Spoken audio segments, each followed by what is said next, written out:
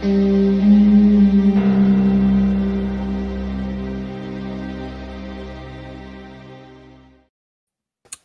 going on, everyone? The Roll Call podcast is back after a long-awaited return. I'm here with JJ Vargas and Joe Aguirre. Gentlemen, it is so nice to see you guys here again. Great to be back. Yeah. Absolutely. Well, let's waste no time. There's no bigger news for us Yankees fans than DJ LeMahieu finalizing a 6-year, $90 million contract with the New York Yankees. We got him for $15 million a year, which to me is surprising. We locked him up. We got to give him that 6 years. I think that was kind of the up and down with the Yankees was how long are you going to give DJ LeMahieu? But you know what? At $15 million a year, he certainly deserved the 6 years for what he's done for our offense. JJ, how excited were you when you saw this news? Oh man, excited wasn't even the word. I think that every Yankee fan was at the edge of their seats, just waiting every day of what was going to come of DJ LeMahieu, especially when the rumors coming around where he might have gone to the division rival Tampa Bay, the Blue Jays, and then there was rumors circling that he might have gone to the Dodgers. So, we were in suspense there for a while, but I'm glad that the deal got done. It had to be 6 years. I think, like you said, that was really the X factor in the whole deal. But, with that extra year financially, it seems to work out better for the Yankees. And, hey, I like another extra year of DJ LeMahieu after what he's shown us in 2 MVP caliber years. So, like most Yankee fans, I'm excited, Joe. Well, I like to point this out to people that Paul O'Neill's last year for the New York Yankees was his age 38 season, and he retired. He played in 137 games, 563 plate appearances, 136 hits, 77 runs. He had 21 homers, 70 RBI. Hit 267, which was a little bit of a downer for Paulie, but to me, LeMahieu's a much better player, and Paul O'Neill, was my guy. He was my favorite player. I think Paul O'Neill, when he came to the Yankees, I've said this before, it turned the whole tide of the Yankees. He turned them into winners.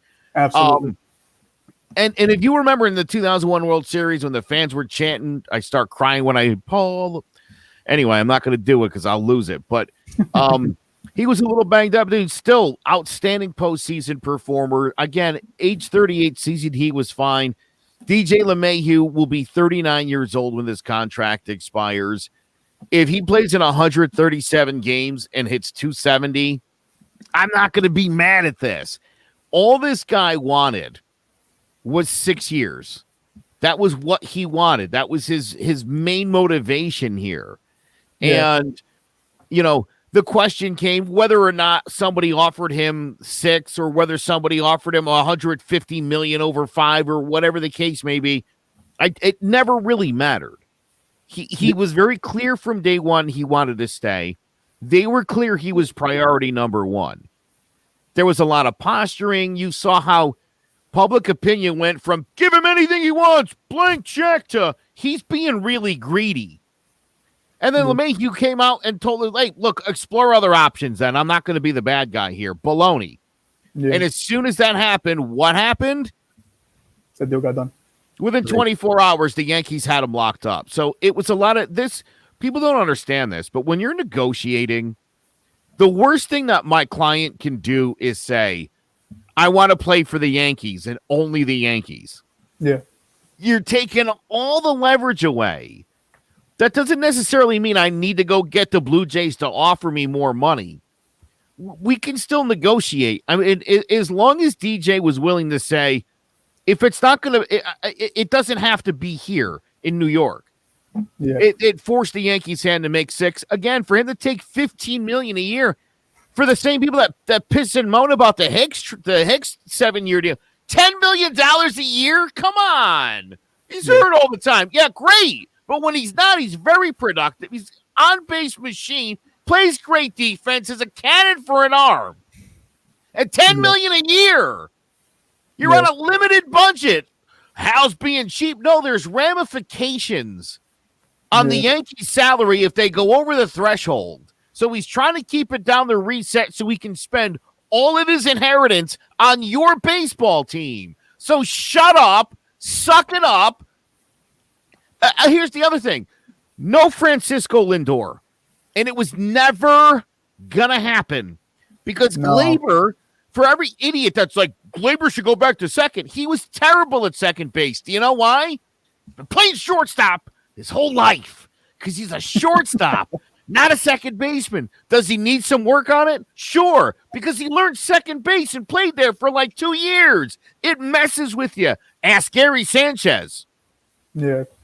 But before we move on from DJ LeMahieu, if I may, you made a good point about how Paulie, played late into almost to his 40s, and DJ LeMahieu will find himself in that same situation. But I do want to take into account that from the mid 90s or late 90s to 2021, where we are now, technology has gone a long way. So these athletes are just in better shape. And by the time that the shape that DJ LeMahieu will be in, by the time he's 39 compared to Paul O'Neill, his production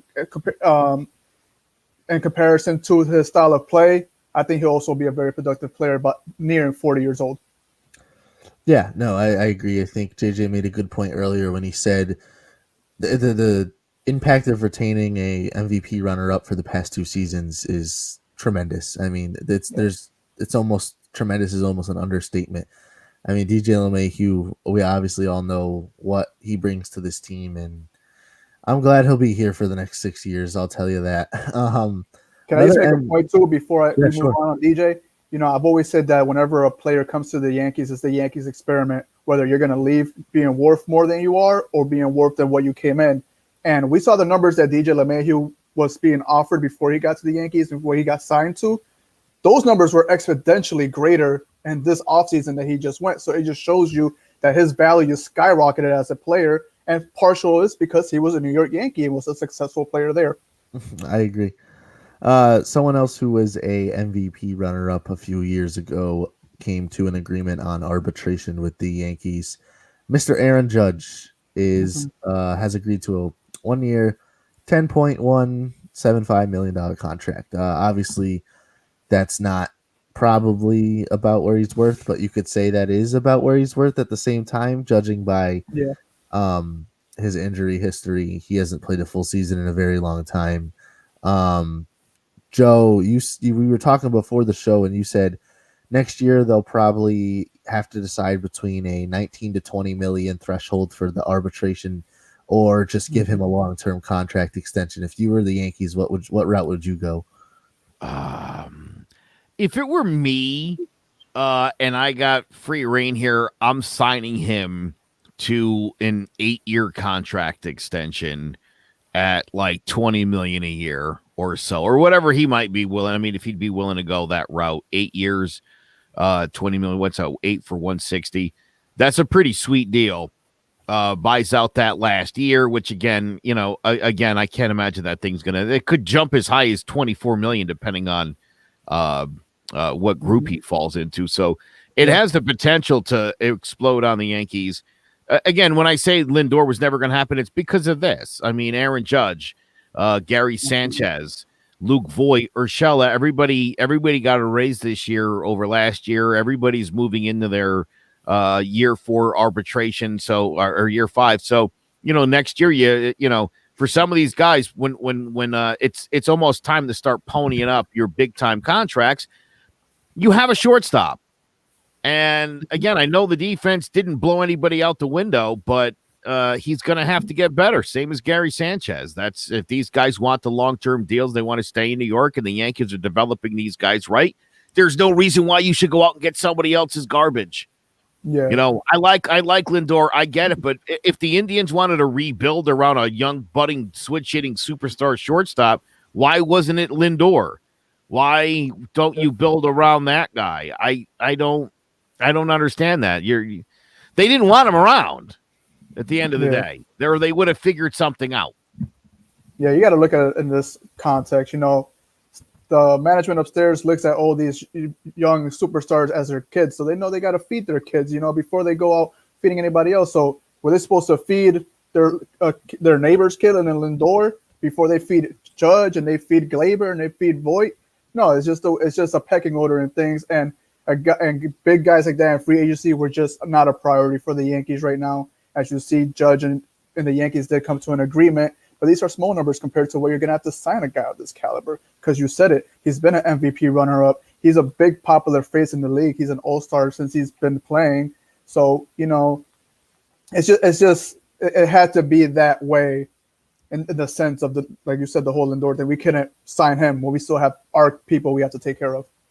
I'll also point out too that while the deal for LeMahieu has been agreed in principle, it's not on the books yet. It's not officially signed, sealed, and delivered. I know a lot of people have sort of reported it that way, and that's at this point not officially the case. It's not officially on the Yankees transaction list. So it's gonna be. I don't mean to say that, but people should just watch what they say when they're like locked up. Well, let's get it. We say facts here. Yeah, right. Let's make sure let's exchange some checks, some commissions, whatever T's and I's got it, and but certainly it's what the Yankees needed to do. I mean, and plain and simple. And you know what's upsetting about this whole thing about Yankee fans telling people like, oh, they won't give him money, blah blah blah. Did people just forget that last year we committed to $300+ million to Garrett Cole? Like, people can't forget that. That's a pretty big deal. It was the biggest deal for a starting pitcher in MLB history. JJ, right leading up to that week, Hank was a cheap bastard and blah, blah, blah, blah, blah. And then Cole for Christmas, blah. And then the offseason comes like, how cheap? Like, wait a minute, what? What, you want a Ferrari every year? Like, what kind of gold-digging horror fan are you? Stop that. God. Now let's just go grab Trevor Bauer and win a World Series. Hey, we ended up getting somebody pretty good. I mean, this would be good. But I was gonna say that's where we're going next. We got a 1 year, $11 million deal for Corey Kluber.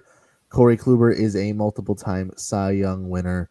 We know what this guy's capable of from his time in Cleveland. Me and Joe were talking before the show. You know, he's coming off of an injury, but I yelled at Lucas. Yeah, I mean, Joe got it through to me. You know, if you can get a guy like Corey Kluber on a 1 year deal relatively cheap, you take it every time, 10 times. Yes, absolutely. And you know why, Lucas? I understand what you're thinking, and I think you're thinking, is he gonna be Sonny Gray? Right? Is that what you're thinking? Because that's what I thought, but I'm trying to be glass half full about it because I've always liked Kluber. I think he's really talented. You know, his resume speaks for itself, and hey, it's a guy that's in a Yankee uniform now, so we got to root for the guy. We're not going to hope for his worst. We're going to hope for his best. He's playing for us. So, yeah, you know, to me, and this is where Lucas and I was like, dude, I'm like, this idea that the Yankees are taking a chance on Corey Kluber, they watched him throw before they handed him $11 million. They weren't like, well, we'll just take your word for it. They watched him. They were among the many teams that did. The Yankees were very impressed. The Yankees also have the advantage of that coach, Matt Blake, I guess, works out and knows Kluber really well. And so there's a relationship there. He's been training with him since the injury. So there was that familiarity. This guy knows it better than anybody else. I think for Kluber, the thinking is, hey, pair me off with Cole. Maybe get Bauer. We go win a World Series. And then, look, sky's the limit. Whether Kluber wants to be in New York or not, he's got to understand that pairing off with Cole is like gold. But any suggestion that this is like Troy Tulowitzki, where you're just sort of throwing a beat up old veteran, that's not the case here. I mean, I know he's been a little banged up. The injury last year was literally a comebacker that like broke his arm. Fluke injury. It's not like it wasn't the shoulder from 2 years ago. So Joe, and in context, Joe, we're still the future of Masahiro Tanaka and the Yankees is still very unsure. So with Kluber there available, boom, grab your man because you need their insurance policy. You know, we love Tanaka and we hope the best for him. And I think I speak for most Yankee fans. We said we want him back, but if he's said that he wants to go back to Japan, you know, God bless. Here's the stat, by the way, for everybody. When someone says to you, Tanaka was too inconsistent. The Fangraph value of the contract that he got, he signed a 7-year, $155 million deal. 155.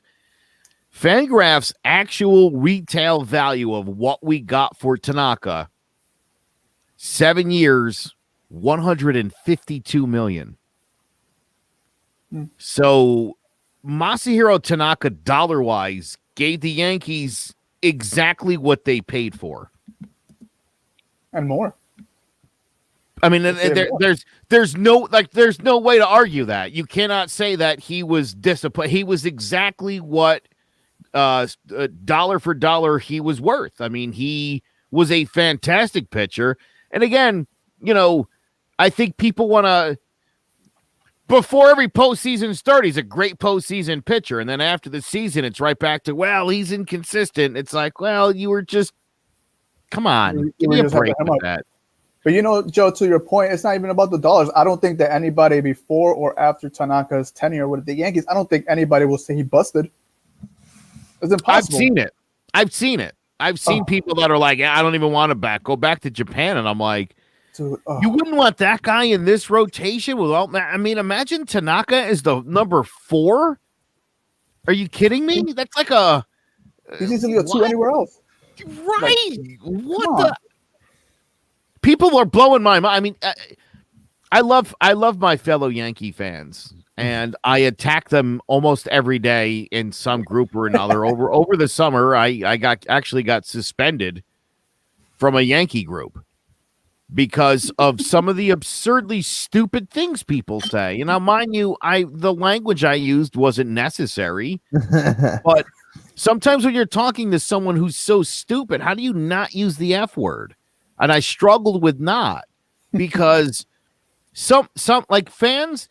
Here's the other thing about social media and fans, and this is important.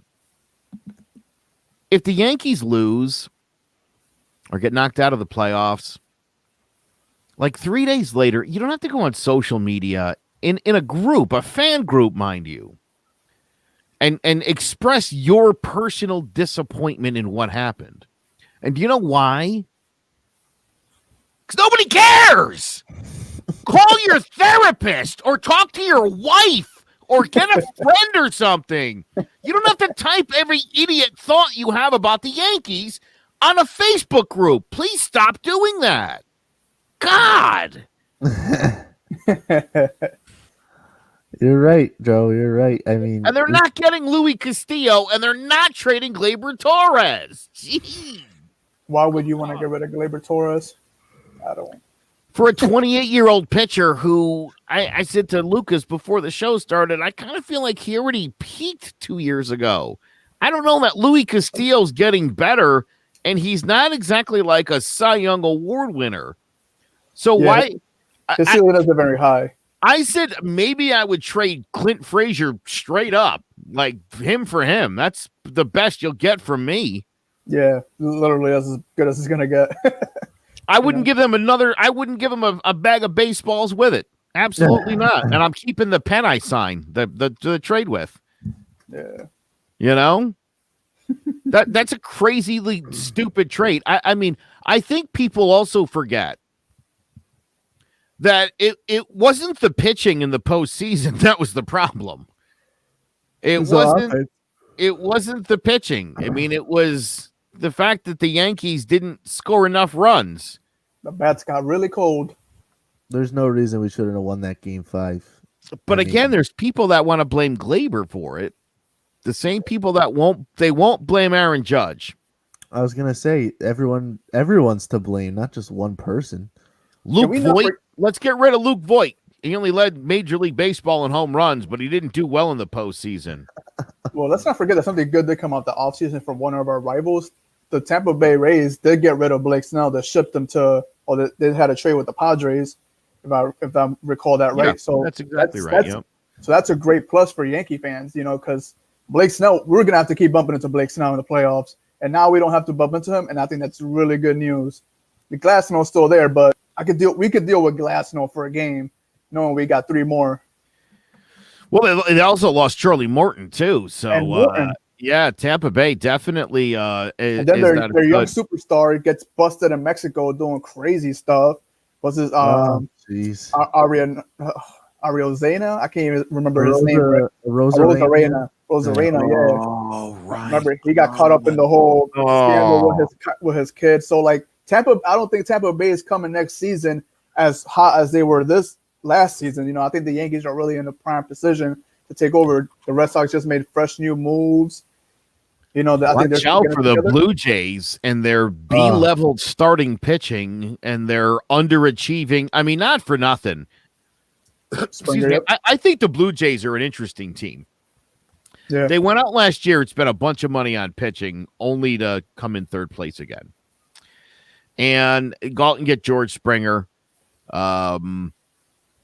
Great. I mean, you need to because of the step back that Dante Bichette Jr. took. Yeah. I don't know. Maybe these guys aren't as good as we all thought that they were. And are they going to play in Toronto next year? Are they going to be playing in Buffalo again? They still got some questions they need to figure out, too. A lot of uncertainty there. And what's George Springer going to be like without some good old home cooking? I'd be concerned about that. Some garbage cans, you know. I mean, it's unfortunate. It's unfortunate, but I mean, again, I wouldn't give George Springer a job on my team. I wouldn't get into any of those guys. I don't trust them. Did Michael Brantley end up joining him in the Blue Jays? I think he stayed put. He stayed put. Michael Brantley returned to Houston after it was falsely reported that he went to Toronto. Yes. Oh, I think there was definitely talks, but it never set in stone.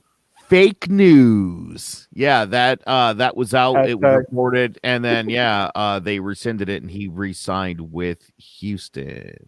Yeah. Oh wow! I didn't even see that. I was under the impression that he was. Yeah, there was the old. What's that, JJ? Where they do the psych? Yeah, it was a little gag. No, by the way, this fake news. It was fake news. Yeah. I dig this deal right here.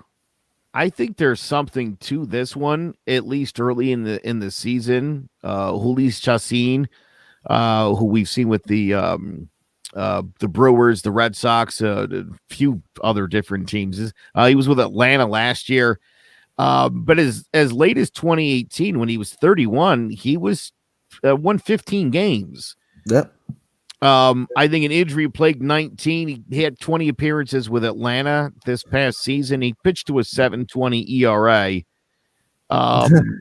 But a lot of pitchers in Atlanta last year pitched to pretty poor ERAs as they were sort of patchworking. There's a chance this guy could throw some meaningful innings for the Yankees, assuming he makes the 40-man. He gets $800,000 if he makes the 40-man roster.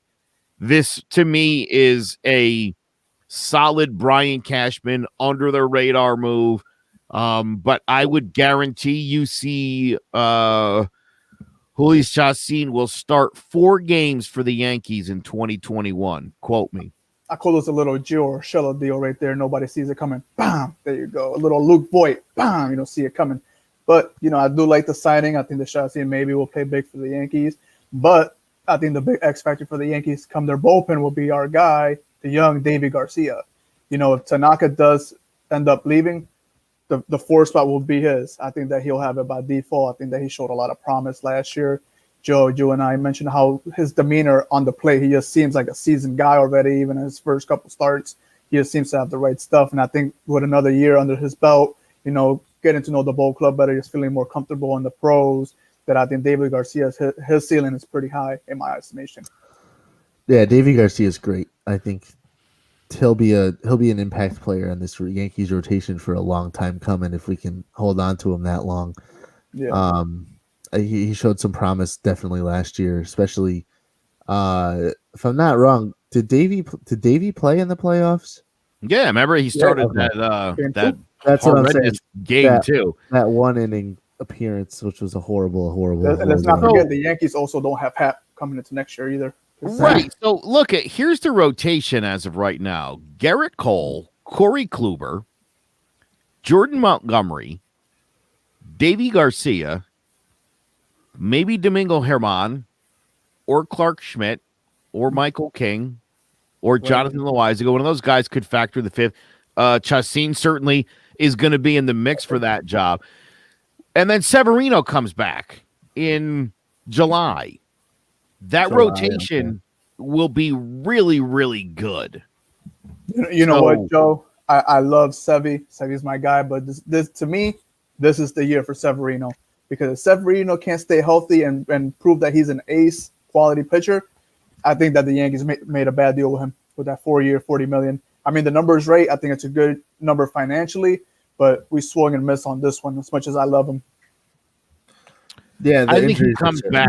I think he'll come back and be dominant from July to the end of the season, and then I think next year he'll or year after, I think he'll show you what's up.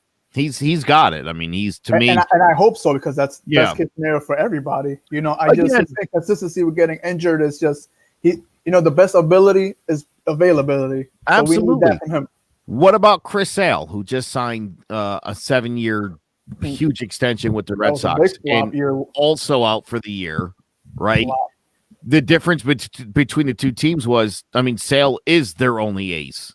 Yeah. And everybody behind him completely folded. Yeah. But here's my thought, right? I don't think anybody questions Chris Sale's going to come back and be the dominant pitcher he was. Right. I don't know that there's any reason to doubt that Severino won't pitch at that level as well. The last time we saw him when he came back after being injured looked amazing. It's amazing about the injury. Absolutely. I mean, again, you're right. You got to be healthy. You got to be available. I think when he is, for anybody to doubt what he's going to look like when healthy, because I mean, again, he's much younger than Chris Sale with much less wear and tear than Chris Sale. Right. Again, most baseball people are like, Sale's going to be fine. Well, okay, I get that, but then why wouldn't Severino? We haven't seen Severino pitch poorly in like 3 years. So it would be hard. I mean, again, assuming he gets healthy and he's able to go and he's strong, which is the only way he's coming back. He's an ace. He's an ace. This rotation will feature 3 legit aces at the top. Give me the 3. Smokes. And dude, right? I mean, Davey Garcia is so good. Who's to say that kid doesn't step up? Who's to say that Domingo Germán does? And again, I'll argue with anybody about how good Domingo Germán was 2 years ago. I'll argue anybody at all. I got all the numbers to back it up. That guy might be pushing for a spot in this rotation. So the Yankees, I think, starting rotation-wise, people could tap the brakes. Yeah. Focus on other areas of concern, because there are a couple. Somebody in that bullpen would be great, especially if you can get Vino out of there. He can't pitch in New York. Something ain't right there. I know he's the Bronx guy. He was excited to be on the Yankees, but no good. Yeah, he's hot and cold for sure. Yeah. Yeah. You know, one thing that I think that Yankee fans should stay on notice, and I know Lucas and I have talked about it a lot, is this training staff. This team gets hurt way too much. So I'm not sure just if the players are fragile or the training staff just isn't doing their job right. But this team needs to remain healthy for at least a season, and the number of players throughout seasons that get hurt in the last couple of years, it's obscene. I feel like midway, or I mean, not even midway, 1 or 2 months into the season, it feels like the last 3 years we've been talking about, oh, dude, look at all the Yankees big sluggers, they're all hurt, and look how Aaron Boone is coaching up these guys and getting next man up mentality, and the Yankees are still playing well with their backups. That's all nice. It's nice when we play well with the backups and they can come in and do their job. I want to see the product, the premier product on the field. I want to see if Giancarlo's freaking stand for all that money he's making. We got to see a guy like that out there. That's what we got to see. Severino's is the back-to-back seasons we're waiting for him almost till July to come pitch. These are guys that you want day one to be ready to perform for you right. in the scenario. And no offense to these guys, I don't pay $100 for a nosebleed seat at Yankee Stadium for Giancarlo Stanton, Aaron Judge, Severino to not even be in the goddamn building. So, all right, listen. I'm when a guy's hurt, I don't want him to play. I agree. And I understand that there's definitely been a lot of injuries, and it seems like a lot of muscle pulls and nonsense like that. And so they do. I mean, they brought in a new medical training staff last year, and it didn't seem to do any better. Although I guess it didn't set a record, so they had that going for them. But they got to get that straightened out. Maybe they go a little easier on the weights. I don't think we know. I don't know if that's all because of the launch angle or whatever nonsensical whatever. But maybe Aaron Judge, Giancarlo Stanton, you guys are already strong enough. You're jacked, right, dude? Seriously, man. Like it's all right. But yeah, the Yankees' health is a problem. But here's the thing: depth. Everybody gets depth. Where did Randy Arozarena come from? Depth. Yeah. Nobody even knew who that guy was, and nobody knows where he is now. But that's just how it works, man. People get hurt, and other guys have to step up. If your franchise is doing it right, you've got depth. Again, this move here, I know people are like, "Who's Greg Allen?" He's a switch hitting outfielder. Played for the Indians and the Padres. He's just a piece here. They traded him for James Reeves, a left-handed pitcher in the minors. JJ. Yeah. When the Yankees are trading a left-handed pitcher, even a piece down at the minor league levels, they think something of this guy, Greg Allen. Again, switch hitter, could play all three outfield positions, a little bit of pop in the bat. Maybe they think this is a Luke Voit, not a Luke Voit. Well, best case scenario, you get a Luke Voit. I'm thinking like a Mike Tauchman, a Cameron Maybin, a guy who can contribute a little bit. I said to Lucas before the show, I'll bet you Greg Allen plays in about 30 games this year for the Yankees, at least.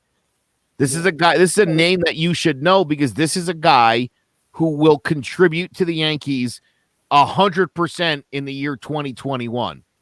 Brian Cashman's very high on this guy. He's had his eye on him for a while. Again, switch hitter. They really like that idea, especially when Hicksy gets hurt.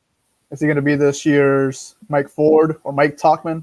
I think he's going to be one of those guys in that vein. Yeah. Again, they were very specific in targeting Allen. And again, when the Yankees add pieces like this, same thing with Chacin, you see that and you're like, they're not just, these aren't just darts and we'll see what sticks. They see something in one of these guys. They go out and, maybe it doesn't pan out. Maybe the guy comes to the bigs and continues to be a 230 hitter and isn't productive at all.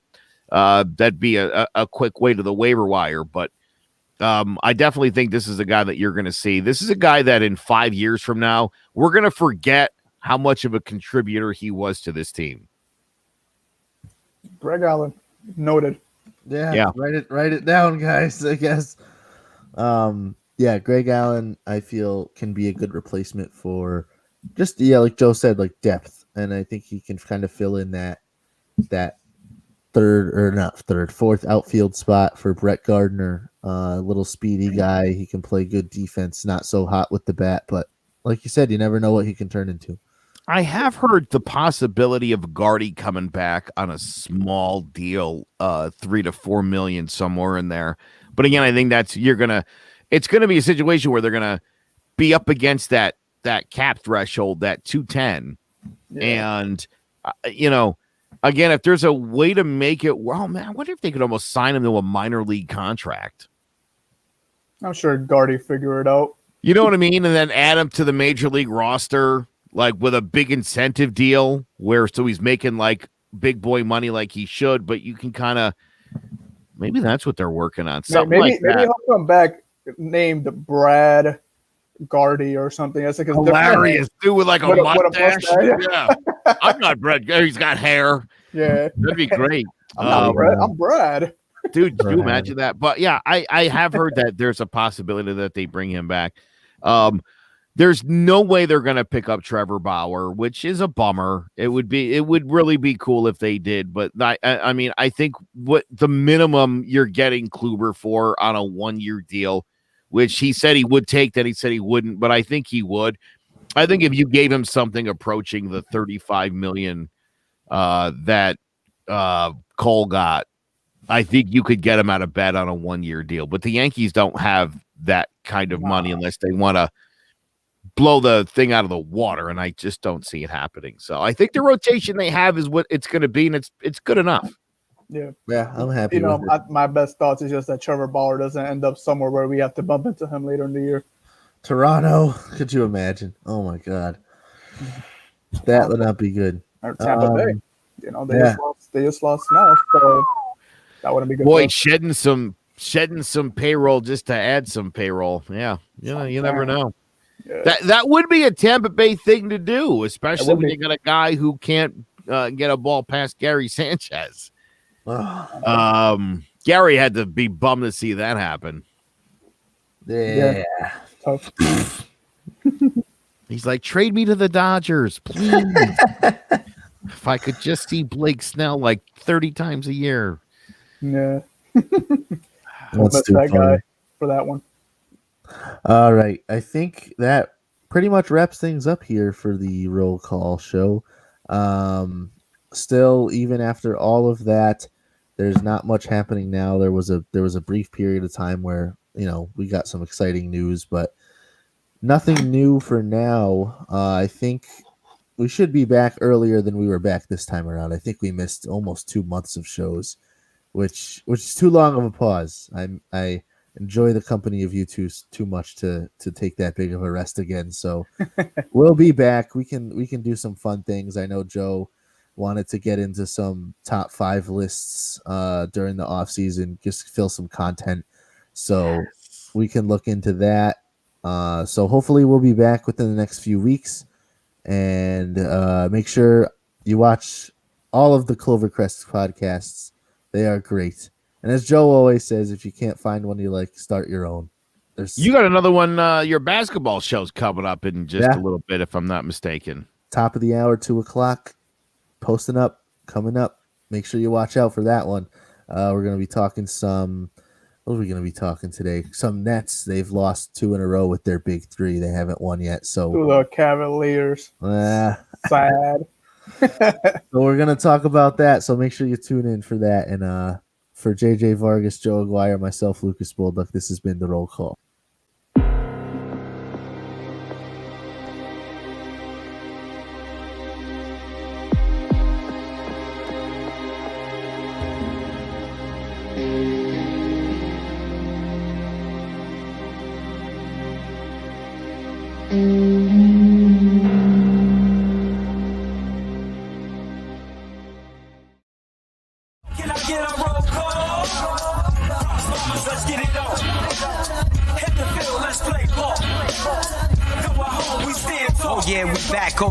We back.